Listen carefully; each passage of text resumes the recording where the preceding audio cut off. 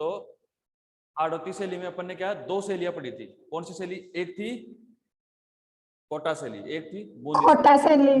हाँ, कोटा शैली और बूंदी शैली, ये दोनों दोनों शैलियां पढ़ी अपन ने। इन दोनों शैलियों के माध्यम से अपन ने ये देखा कि हाड़ौती क्षेत्र में प्रकृति का वर्णन, प्रकृति का चित्रांकन बहुत ज्यादा हुआ है, प्रकृति से संबंधित चित्र बहुत ज्यादा बने। इसी कारण राजस्थानी शैली की मुख्य शैली के रूप में ये माने जाने लग गई, क्योंकि यहाँ पर प्रकृति से रिलेटेड चित्र बहुत ज्यादा बने थे। इसके अलावा यहाँ पर शिकार से संबंधित चित्र भी बने, शिकार के दृश्य से संबंधित चित्र बहुत ज्यादा बने हैं यहाँ पर। तो ये रिलेटेड बूंदी शैली से है। बूंदी शैली अपन ने इससे पहले कोटा शैली कंप्लीट कर ली थी। हाँ, गुड आफ्टरनून सबको। देखो, बूंदी प्रकृति, यहाँ पर प्राकृतिक से संबंधित ज्यादा चित्र बने हैं। इसके अलावा अपन ने बात की थी 14वीं सदी के मध्य रावदेवा, 14वीं सदी के मध्य, और किसने? रावदेवा ने। कब? 1398 में। 1398 में बूंदी बसाया था, मतलब बूंदी शैली की स्थापना इसने करवाई थी। किसने की थी? सर्कल क्या पढ़ा है? हाँ, बूंदी शैली 14वीं शताब्दी और रावदेवा ने की 1398। देखो, क्लास एक तो रेगुलर लिया करो आप लोग, जैसे बीच में आप क्लास नहीं लेते एक दिन की, तो उससे डिस्टर्बेंस होता है आपको। ये सब म्यूट रहेंगे, म्यूट रहेंगे सब म्यूट रहेंगे, किसी की आवाज नहीं आनी चाहिए। हाँ, तो जो बूंदी शैली थी उसकी स्थापना 14वीं शताब्दी में रावदेवा ने की थी। इसके समय में राजा छत्रसाल थे, राजा छत्रसाल। इन्होंने क्या किया था? बूंदी क्षेत्र में बसा हुआ था एक रंग महल। क्या था? रंग महल। इसमें इन्होंने बेल बूटेदार कार्य करवाया था। छत्रसाल ने क्या करवाया था? बेल बूटेदार काम करवाया था। किसमें? रंग महल में। राजा छत्रसाल ने रंग महल में बेल बूटेदार काम करवाया था। और यहाँ पर बेल बूटेदार के साथ साथ यहाँ पर इन्होंने क्या किया? दो प्रकार के चित्र बनवाए। कौन से चित्र? एक प्रकृति से संबंधित और एक शिकार से संबंधित। शिकार से संबंधित ये जो चित्र बनाए इन्होंने, प्रारंभिक जीवन साक्ष्य हैं भित्ति चित्रों के। मतलब ये ऐसे भित्ति चित्र हैं जिनके माध्यम से बूंदी शैली के प्रारंभिक साक्ष्य अपने को पता चलता है कि वास्तव में प्रारंभ में इन्होंने क्या क्या निर्माण करवाए थे। ये मुख्य बात थी इस बूंदी शैली की। इसके अलावा अपन ने पढ़ा था मतीराम। मतीराम पढ़ा था क्या? मतीराम ने क्या किया था? ललिन, ललाय और रसराज। ललिन, ललाय, रसराज, ये दो ग्रंथ बनवाए थे मतीराम ने। ये दो ग्रंथ बनवाए थे मतीराम ने, ललिन, ललाय और रसराज, जो आज प्रसिद्ध ग्रंथ हैं। इनके माध्यम से ही प्रारंभिक बूंदी शैली की व्याख्या की जा सकती है कि प्रारंभ में बूंदी शैली कैसे प्रचुर मात्रा में फैली, कैसे प्रचुर मात्रा में इसका विकास हुआ था। इसके बाद में अपन ने पढ़ा था 18वीं शैली में बूंदी शैली का विकास कार्य ज्यादा हुआ था। ये भी पढ़ा था अपन ने। 18वीं शताब्दी जो थी इसमें बूंदी शैली का विकास कार्य बहुत तीव्र गति से हुआ था। इसके जो प्रारंभिक साक्ष्य हैं रतन सिंह के समय के, वो भारत कला भवन इलाहाबाद में सुरक्षित हैं। भारत कला भवन इलाहाबाद में सुरक्षित हैं। कौन सा? राग दीपक। देखो, कल पढ़ा था अपन ने, ये दोबारा बता रहा हूं मैं आपको। राग दीपक कहाँ सुरक्षित है? भारत कला भवन इलाहाबाद। देखो, भारत कला भवन, ऐसा नहीं है कि भारत कला भवन भारत में सिर्फ एक ही है। भारत कला भवन का मतलब हो गया कि हर क्षेत्र में, जैसे अपने जयपुर क्षेत्र की बात करेंगे तो जयपुर में आएगा जेकेके, अर्थात जवाहर कला केंद्र। ठीक है। इसके अलावा जवाहर कला केंद्र, इसमें कला की प्रदर्शनी की जाती है और इसका संरक्षण कौन करती है? ललित कला अकादमी जयपुर। ललित कला अकादमी जयपुर इसकी देखरेख करती है, इसकी संरक्षण करता है इसका। और इसमें जवाहर कला केंद्र में हर साल एक किसकी कला मेले का भी आयोजन करती है। कौन? ललित कला अकादमी। तो ऐसे हर क्षेत्र में एक ना एक कला अकादमी खुली हुई है। कला का एक पर्सनल स्थान है जिसमें प्रदर्शित किया जाता है, जिसमें रखा जाता है। ठीक है। तो ऐसे ही जयपुर के अनेक क्षेत्र में, जैसे रविंद्र रंगमंच है रामनिवास बाग में जयपुर में, उसमें भी कला की प्रदर्शनियां की जाती है, कला के प्रदर्शनियां की जाती है वहां पे, नाटक वगैरह, चित्रकला वगैरह, मूर्ति कला वगैरह, संगीत वगैरह सब कुछ वहां पर प्रदर्शित किया जाता है। तो ऐसे ही भारत कला भवन, जो भारत कला भवन है ये कहाँ है? इलाहाबाद में। इसके अलावा भारत कला भवन भोपाल में भी है, इसके अलावा भारत कला भवन है वाराणसी में भी। ऐसे मतलब अलग अलग क्षेत्र में बने हुए हैं, लेकिन इसलिए इसका नाम याद रखेंगे, राग दीपक जो ग्रंथ है वो कहाँ सुरक्षित है? भारत कला भवन इलाहाबाद। सिर्फ भारत कला भवन लिखेंगे आप तो वो गलत हो जाएगा, ये आप अच्छे से ध्यान रखेंगे। इसके अलावा नगर निगम संग्रहालय इलाहाबाद में सुरक्षित रागिनी भैरवी, रागिनी भैरवी, ये कहाँ है? नगर निगम संग्रहालय है। देखो अलग अलग संग्रहालय भी बने होते हैं, जैसे जयपुर में अल्बर्ट हॉल है जिसको अल्बर्ट म्यूजियम भी कहते हैं, आप सब जानते होंगे लगभग अल्बर्ट म्यूजियम। वो अल्बर्ट म्यूजियम में आज भी पुराने अवशेष वहां सुरक्षित रखे हुए हैं लोगों के सामने उजागर करने के लिए। ऐसे ही संग्रहालय, जैसे अल्बर्ट म्यूजियम है, म्यूजियम को हिंदी में संग्रहालय ही कहेंगे, तो वो संग्रहालय है जिनमें संग्रह की जाती हैं प्राचीन जो भी दर्शनीय वस्तु है, दर्शनीय चित्र है, दर्शनीय जो भी चीज है उसको प्रदर्शित किया जाता है वहां पर लोगों के सामने उजागर करने के लिए। तो ऐसे ही राग दीपक और रागिनी भैरवी, भैरवी जो है ये ग्रंथ हैं जो किसके समय बने थे? राव रतन सिंह के समय बने थे, बूंदी शैली में बने थे। ये दोनों ग्रंथ कहाँ सुरक्षित हैं? ये है भारत कला भवन इलाहाबाद, और रागिनी भैरवी है नगर निगम संग्रहालय, नगर निगम संग्रहालय इलाहाबाद में। ठीक है, यहां तक अपने कोई दिक्कत नहीं थी। ये दोनों ग्रंथ रतन सिंह के समय बने थे, ये याद रखेंगे, रतन सिंह के समय। और ये दोनों थे जो मतीराम ने बनाए थे। ये एक चित्रकार था मतीराम, कर देना, चित्रकार मतीराम। ठीक है, ललिन ललाय और रसराज रतन सिंह के समय बने थे राग दीपक और रागिनी भैरवी। ये ग्रंथ थे, चित्रित ग्रंथ थे, ये याद रखेंगे।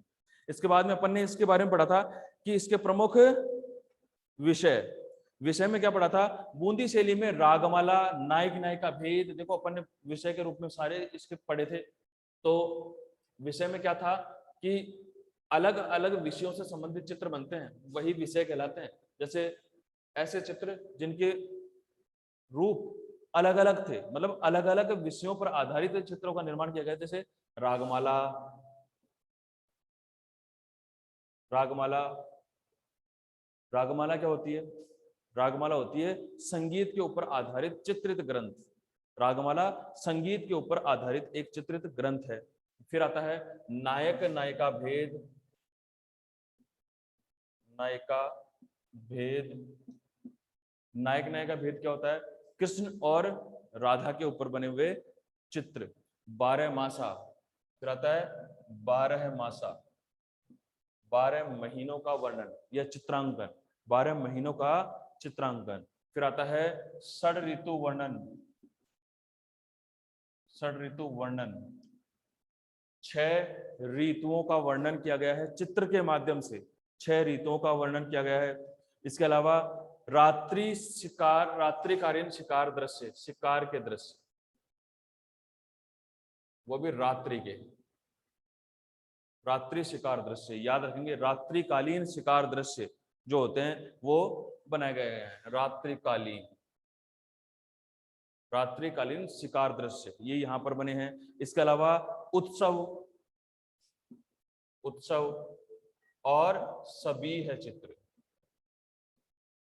अर्थात व्यक्ति चित्र। ये प्रमुख विषय थे बूंदी शैली के, प्रमुख विषय। जैसे आप नोट्स की बात करते हो, भाई नोट्स भेजो, तो उसमें अगर ऐसे कैसे आप इसको उतार लोगे तो नोट्स की जरूरत ही नहीं पड़ेगी आपको, क्योंकि यही तो विषय है इसके। ये शॉर्ट में अपन इसको अगर नोट्स के हिसाब से लिखेंगे तो इसको थोड़ा बढ़ा चढ़ा के लिख लेंगे, बाकी ये मुख्य बात तो यही है, लिखना तो अपने को यही है। ठीक है, इसके अलावा बात करेंगे अपन चित्रकारों की, इसके जो प्रमुख चित्रकार हैं, तो चित्रकार है सुरजन किशन, ये बूंदी शैली के सुप्रसिद्ध चित्रकार हैं सुरजन किशन, साधुराम, साधुराम, रामलाल, साधुराम रामलाल, अहमद अली, अहमद अली, ये भी इसके प्रमुख चित्रकार माने जाते हैं, जो बूंदी शैली के थे चित्रकार, ये प्रमुख चित्रकार हैं इसके। इस प्रकार हम कह सकते हैं कि बूंदी शैली में श्रेष्ठ चित्रकारों का एक संग्रह था, जिसने बहुत अच्छे तरीके से चित्रों का निर्माण किया और बूंदी को आगे बढ़ाया, बूंदी को आगे बढ़ाया। देखो आगे, इसके बाद में अपन बात करते हैं इसकी विशेषताओं की। इसकी विशेषताएं कौन कौन सी? देखो, पशु पक्षी चित्रण विशेषताओं में वही प्रकृति चित्रण अधिक हुआ है। अगर आप यहीं की यहीं अच्छे से पढ़ लोगे और देख लोगे ना, तो घर में पढ़ने का काम ही नहीं है, ये ध्यान रखना। अगर आप लोगों ने अच्छे से देख लिया है और समझ लिया है, आपको घर में पढ़ने की जरूरत नहीं पड़ेगी। अगर आपने एक बार भी ढंग से सुन लिया, पढ़ लिया और एक बार लिख लिया तो बस। इसलिए ध्यान से पढ़ते रहो, ध्यान से देखते रहो। प्रकृति चित्रण अधिक हुआ है कहां पर? बूंदी शैली में। यहां तक किसी को कोई समस्या तो नहीं है क्या? देखो, प्रकृति का सुंदर चित्रण किया गया है। इसमें पशु पक्षियों का चित्रण भी, पशु पक्षियों का चित्रण अत्यधिक किया गया है। पशु पक्षियों का चित्रण भी अत्यधिक किया गया है। पशु पक्षियों का चित्रण में मयूर, गिलहरी और बंदर, हाथी और शेर, मयूर, बंदर, हाथी। एक बात हमेशा याद रखना, कोटा बूंदी शैली में सबसे ज्यादा चित्रण हुआ है हाथी का। सबसे ज्यादा पशु की बात आती है, क्योंकि ये आया हुआ क्वेश्चन इसलिए दिमाग में आया कि कभी पूछ लिया जाए बूंदी शैली में सर्वाधिक कौन से पशु का चित्रांकन हुआ है? हाथी का। सर्वाधिक चित्रांकन हुआ है हाथी का, बहुत ज्यादा। लगभग प्रत्येक चित्रों में आपको प्रकृति और हाथी का मिलाप मिल जाएगा। ठीक है। इसके अलावा देखो, लाल, पीले और हरे रंग की प्रधानता है। लाल, पीले और हरे रंग की प्रधानता है। लाल, पीले और हरे रंग की प्रधानता है। लाल, पीले और हरे रंग बहुत ऐसे पाए जाते हैं किसके अंदर? बूंदी शैली के अंदर। इसके अलावा हरे रंग का बाहुल्य बूंदी में देखने को मिलता है अत्यधिक मात्रा में। हरा रंग, इन तीनों में भी सबसे ज्यादा हरा रंग मिलता है। बूंदी शैली में हरा रंग अत्यधिक मात्रा में मिलता है। ठीक है। देखो आगे, रात्रिकालीन दृश्यों में नीले काले आकाश में श्याम वर्णीय बादलों के साथ। देखो, रात्रिकालीन जो दृश्य बनाए गए हैं, इसको समझने की बात है। रात्रिकालीन जो दृश्य बनाए गए हैं, इसमें नीले और आधे काले आसमान बनाए गए हैं, और श्याम वर्णीय बादलों में मतलब बिल्कुल श्याम वर्ण है, मतलब काला। अब अपन काला भी कह सकते हैं उसको, अपन सांवला रंग भी कह सकते हैं। उस रंग में क्या बनाए गए हैं? बादल बनाए गए हैं। ठीक है। और उनके मध्य लाल रंग का सर्प, हाँ, लाल रंग की टेढ़ी मेढ़ी लाइनों से बिजली को दिखाया गया है। लाल रंग की लाइनिंग बनाकर और बिजलियों को दिखाया गया है, बिजली कड़कते हुए दिखाया गया है। ठीक है। हाँ, नोट्स भेज देंगे। विषय वस्तु इसके अपन ने पढ़ ली है। तो ये इसकी मुख्य विशेषताएं थी। यहां तक किसी को कोई प्रॉब्लम है तो बता दो, किसी को कोई समस्या है तो बता दो। कहने का मतलब अपनी बूंदी शैली कंप्लीट हो गई है। तो एक बार वापस बोल रहा हूँ, झालावाड़ शैली, झालावाड़ शैली में सबसे बड़ी बात है कि कोटा और बूंदी शैली दोनों का समन्वय है। दोनों के समन्वय से कौन सी शैली बनी? झालावाड़ शैली। झालावाड़ शैली की मुख्य बातें क्या हैं? प्रकृति, शिकार, भीति।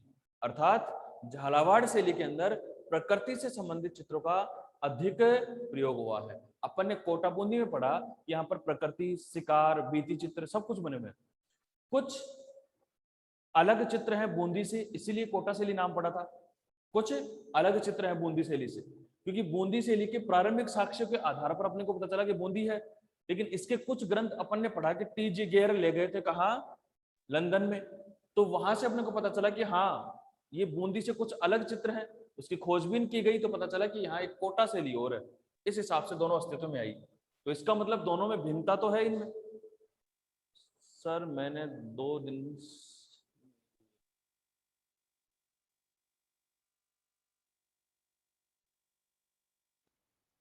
कोटा से ली, बूंदी से ली, ठीक है। मैं भी पूछूंगा, जिसको जो समस्या है मैं पूछूंगा अभी, फिर आप बताना, ठीक है। अपने बात जब लास्ट टाइम 1-2 मिनट में अपन पूछेंगे। कोटा से ली, बूंदी से ली, झालावाड़ से ली। कोटा बूंदी से ली में समानता नहीं थी, कुछ भिन्नता थी। भिन्नता होने के साथ साथ ही इनके दोनों का मिश्रण रूप कहाँ मिला अपने को? झालावाड़। दोनों का मिश्रण रूप मिला अपने को झालावाड़ में। झालावाड़ से अपने को 3 प्रकार के चित्र अत्यधिक मात्रा में मिले। प्रकृति चित्र, शिकार के दृश्य चित्र और भित्ति चित्र। यहाँ के जितने भी महल वगैरह हैं उनपे भित्ति चित्रों का निर्माण अत्यधिक मात्रा में किया गया है। यहाँ पर जितने भी झालावाड़ शैली में जितने भी चित्र बने उनमें 90% में प्राकृतिक सौंदर्य का अंकन किया गया है। इसके अलावा यहाँ पर जितने भी चित्र मिले उनमें शिकार से संबंधित चित्र भी मिले हैं अत्यधिक मात्रा में। इनके अगर अपन बात करें तो विषय, झालावाड़ की विषय तथा विशेषता दोनों एक ही है, दोनों एक ही है। विषय तथा विशेषता क्या होगी? विशेषता क्या होगी? प्रकृति का सुंदर अंकन किया है। दूसरा अगर अपन बात करें तो शिकार से संबंधित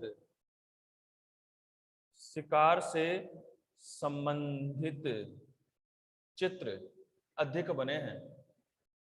मैंने यहां लिख दिए, ये सिर्फ आपको समझाने के लिए बता रहा हूं मैं, ठीक है। भित्ति चित्र झालावाड़ में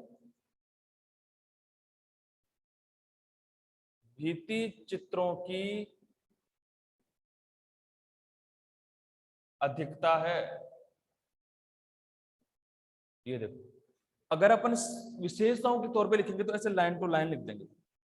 अगर अपन विषय के आधार पर लिखेंगे, विषय के आधार पर, तो भी अपन लाइन टू लाइन लिख सकते हैं। कैसे? झालावाड़ में प्रकृति का सुंदर अंकन करते हुए प्रकृति तथा शिकार के दृश्य व झालावाड़ में भित्ति चित्रों का समावेश एक अन्यत्र महत्व के विषय को प्रभावित करते हैं। अर्थात प्रकृति, शिकार और भित्ति चित्र इसके मुख्य विषय माने जा सकते हैं। ये लो, ये इसके विषय, ये ही इसकी विशेषता, और ये अपनी झालावाड़ शैली कंप्लीट। इसमें कोई दिक्कत नहीं।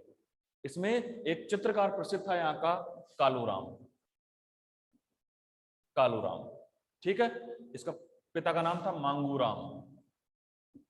लेकिन मांगूराम जो था, इसके ज्यादा चित्रों के अवशेष नहीं मिले अपने को, इसका सिर्फ नामकरण मिला है क्योंकि इसके समय एक राजा था,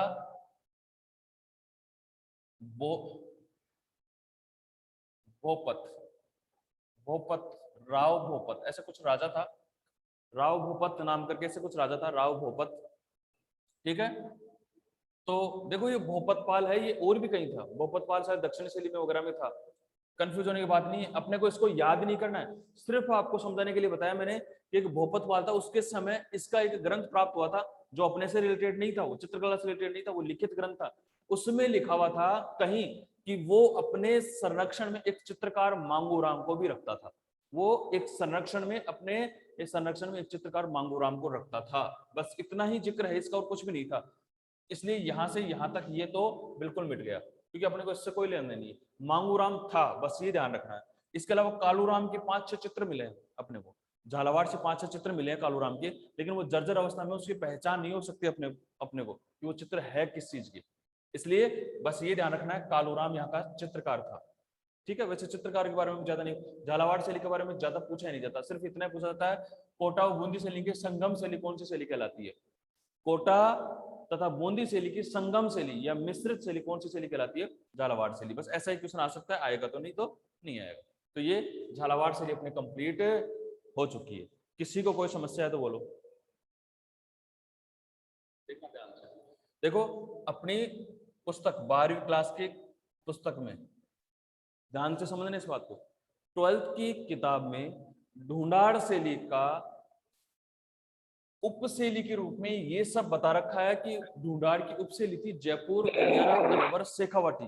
3 शैलियां आपको बता रखी है, लेकिन सबसे मेन बात यह है कि आपके 12th के बुक में ढूंढाड़ शैली ढूंढाड़ शैली की अब सिर्फ बच्चे का तो नंबर एक तो जयपुर करिए शैली। सेटिंग कौन बोल रहा है? पकड़ेगी जा मारा के जब सब म्यूट जाने रहेंगे, घर में किसी की आवाज नहीं मारेगी आनी चाहिए।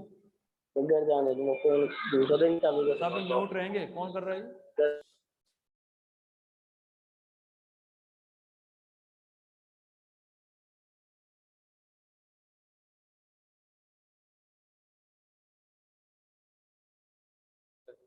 ढूंढाड़ शैली। ढूंढाड़ शैली में जयपुर, उनियारा, अलवर, शेखावटी शैली 4 उपशैलियों का वर्णन अपने इस बुक में किया गया, जिसकी ढूंढाड़ की उपशैलियों के नामकरण में लिखा गया था। अपन ने शुरू में पढ़ा था। लेकिन सबसे बड़ी बात, मेन बात यह हुई इसमें कि ढूंढाड़ जो शैली है, इसमें आपकी 12th की पुस्तक में सिर्फ जयपुर शैली का ही वर्णन कर रखा है, जयपुर शैली का ही। और बाकी इन 3 शैलियों की सिर्फ संक्षिप्त में क्या लिख रखा है कि जयपुर शैली के समक्ष उनियारा, अलवर और शेखावाटी शैली भी महत्वपूर्ण शैलियां मानी गई हैं। बस इतना ही लिखा गया है इसके अंदर। बाकी इनकी व्याख्या आपकी इस बुक में नहीं की गई है। कहने का मतलब, अगर व्याख्या नहीं की गई है तो इनमें से कोई क्वेश्चन भी आपके पास नहीं आएगा। आपकी पुस्तक में सिर्फ एक ही व्याख्या की गई है, ये। और रही बात उनियारा का है, क्या उनियारा का है सर, ये उनियारा तो अपन पढ़ रहे हैं, इनमें से ही आपके एग्जाम में आएगा, 12th बोर्ड में आएगा, ये गारंटी है बस। तो अपन पढ़ेंगे फिर ढूंढाड़ का मतलब जयपुर शैली, बस। बाकी शैलियां अपन आपके सिलेबस में नहीं होने के कारण इनको नहीं पढ़ेंगे। हालांकि इनकी थोड़ी बहुत व्याख्या अपन कर लेंगे। अपन जितना जानते हैं इनके बारे में, अपने जितना अपन ने पढ़ा है इनके बारे में, जितना अपने लिए मोस्ट है अपने बुक के लिए, उतना इसको पढ़ लेंगे थोड़ा बहुत। उनियारा को पढ़ लेंगे, शेखावटी को पढ़ लेंगे। लेकिन हाल फिलहाल आपकी बुक में सिर्फ जयपुर शैली, ढूंढाड़ शैली की ही व्याख्या कर रखी है। तो बात करते हैं अपन जयपुर शैली। जयपुर शैली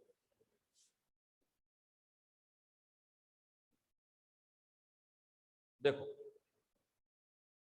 जयपुर शैली जो है,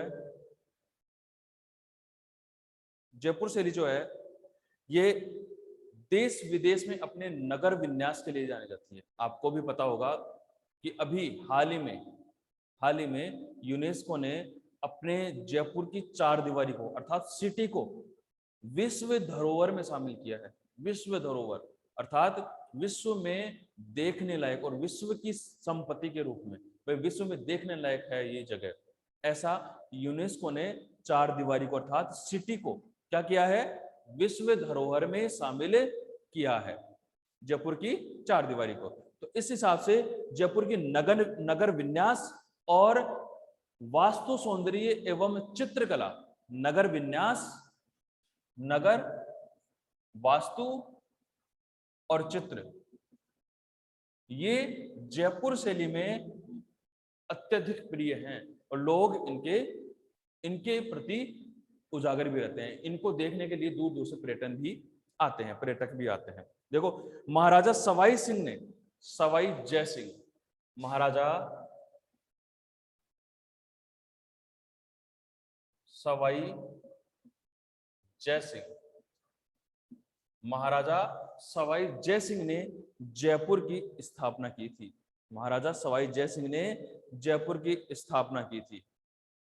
महाराजा सवाई जय सिंह ने जयपुर की स्थापना की थी, यह आप याद रखेंगे, ठीक है। इतिहास में महत्वपूर्ण, जयपुर राजस्थान के इतिहास में महत्वपूर्ण स्थान रखता है।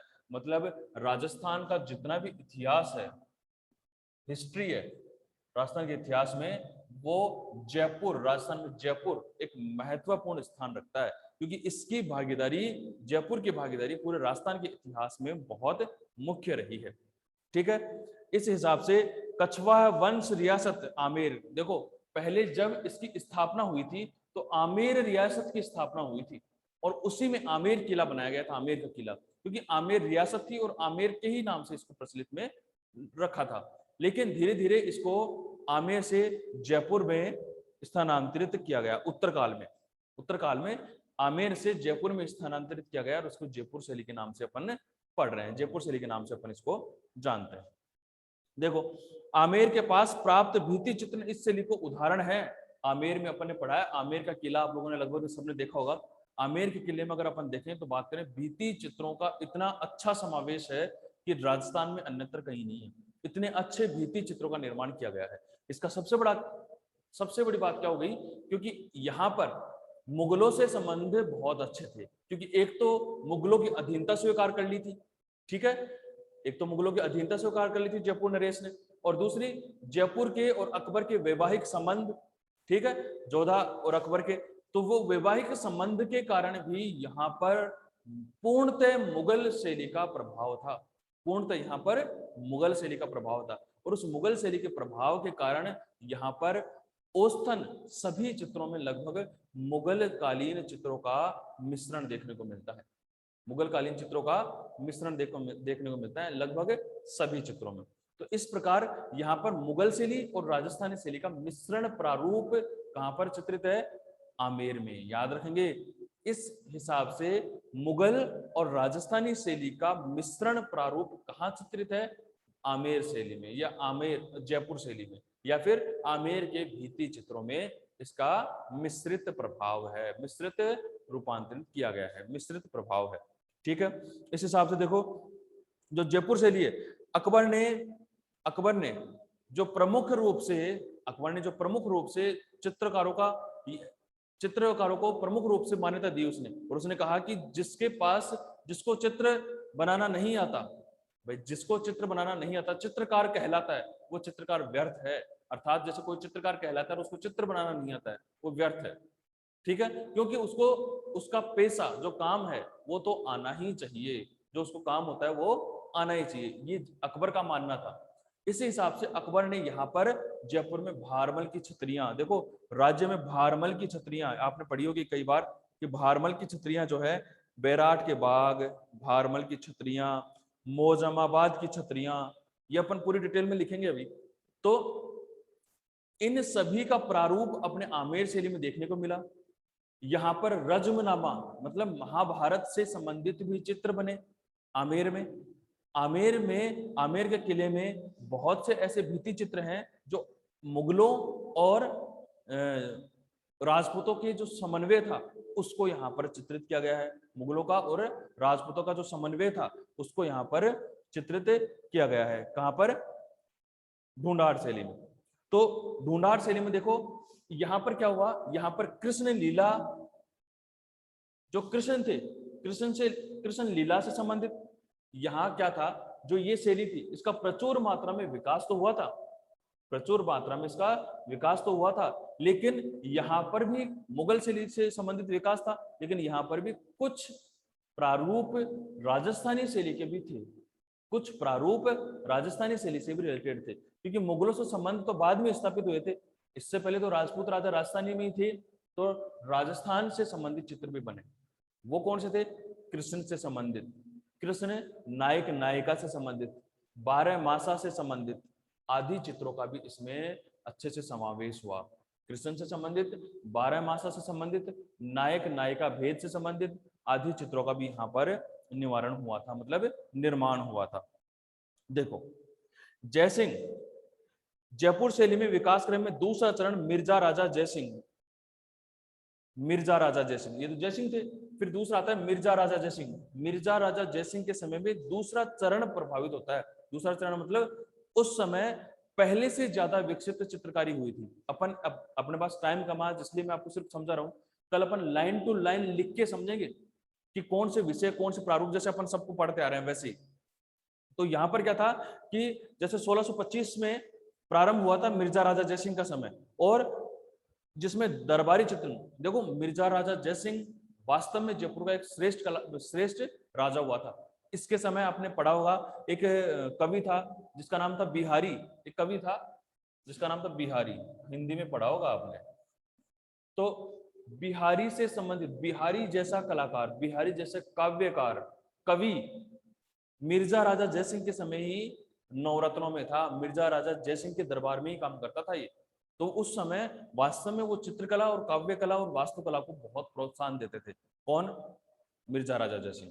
इस प्रकार मिर्जा राजा जयसिंह का एक बहुत अच्छा प्रारूप था, उन्होंने बहुत अच्छी चित्रकारी का निर्माण करवाया था।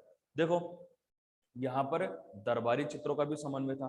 कहने का मतलब जो जयपुर शैली है, जयपुर शैली के विकास क्रम में राजा महाराजाओं ने अत्यंत भूमिका निभाई। यहाँ की चार दीवारी अर्थात सिटी, जो अपन सिटी कहते हैं जिसको, वो चार दीवारी है। उस चार दीवारी में बहुत अच्छे अच्छे भित्ति चित्रों का निर्माण किया गया है। यहाँ की छतरियों में बहुत अच्छा निर्माण किया गया है। जो यहाँ के किले बने हुए हैं उनमें भित्ति चित्रों का अच्छा निर्माण किया गया है। वो सभी प्रारूप अपने को पढ़ने को मिलेंगे इस चैप्टर में, जो अपन पढ़ेंगे कल, जो डिटेल से इसको पढ़ेंगे अपन। ठीक है, क्योंकि अपना यहाँ पे समय कंप्लीट हो गया है।